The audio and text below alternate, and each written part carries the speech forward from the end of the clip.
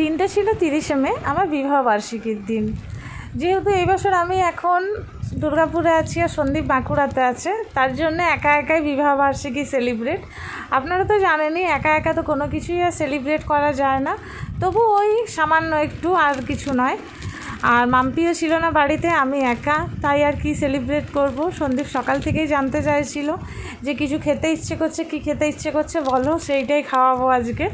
আর সামনে থাকলে তো অনেক রকমই প্ল্যান হতো, কিন্তু যেহেতু সামনে নেই তো সেহেতু জোম্যাটো থেকে ও আমার জন্য খাবার অর্ডার করে দিয়েছিল।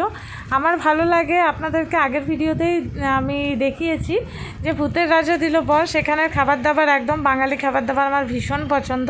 তো সেখান থেকে একটা ভেজ থালি অর্ডার করেছিল। যেহেতু আমি মাছ মাংস খুব একটা পছন্দ করি না বলতে আমি খাই না, তো তার জন্য একটা ভেজ থালি অর্ডার করেছিল। আর সাথে আমার ভীষণ পছন্দ ছিল একটা মানে কি বলবো, কচুর শাক দিয়ে আর চিংড়ি মাছ। তো কচুর শাক দিয়ে চিংড়ি মাছ, সেটা আমার বেশ ভালোই লাগে, তো সেটা অর্ডার করেছিলাম।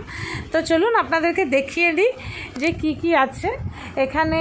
দিয়েছিল ডাল, দিয়েছে শুক্তো, দিয়েছে ঝুরি আলু ভাজা ছিল, আর এইটা ছিল কচুর শাক দিয়ে যে চিংড়ি মাছটা ছিল সেটা ছিল, আর চাটনি, তারপর একটা মিক্স ভেজ ছিল, আর আম দই ছিল, আর ছিল রাইস, কিন্তু আর পাঁপড়ও ছিল সাথে।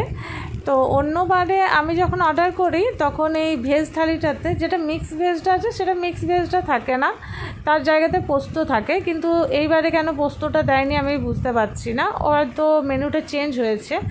তো এই থালিটা আমার নিয়েছিল 280 টাকা সামথিং এইরকম কিছু। আর যেটা কচু চিংড়ি মাছ ছিল তো সেটা আমি 120 টাকা দিয়ে ওটা এক্সট্রা অর্ডার করেছিল। তো খেতে যেমন দেখতে সুন্দর সেরকম খেতেও বেশ সুন্দর। তো এখানে আমি সব প্যাকিংগুলো খুলে নিয়েছি, আর প্যাকিংটা দেখলেন তো কি অসম্ভব সুন্দর, ভালো মতন প্যাকিং করে দিয়েছে। তো এখানে এত খাবার আছে, খাবারটা তো আমি 2 দিন ধরে খেয়েছিলাম। আর ভাতেরও কোয়ান্টিটি অনেক বেশি, সাথে সবজির কোয়ান্টিটিও দেখে নিন অনেক বেশি। আমি তো দুপুরেও খেয়েছিলাম, আবার রাত্রেও খেয়েছি, পরের দিনও দুপুরবেলাতে সবজিটা খেয়েছিলাম, ভাতটা আবার নতুন করে করতে হয়েছিল। তো দেখুন আমার তো দেখেছে একদম আইবুড়ো ভাতের মতো লাগছে, যেমন আমার আইবুড়ো ভাত। তো যাই হোক, ভিডিওটা এখানেই শেষ করছি।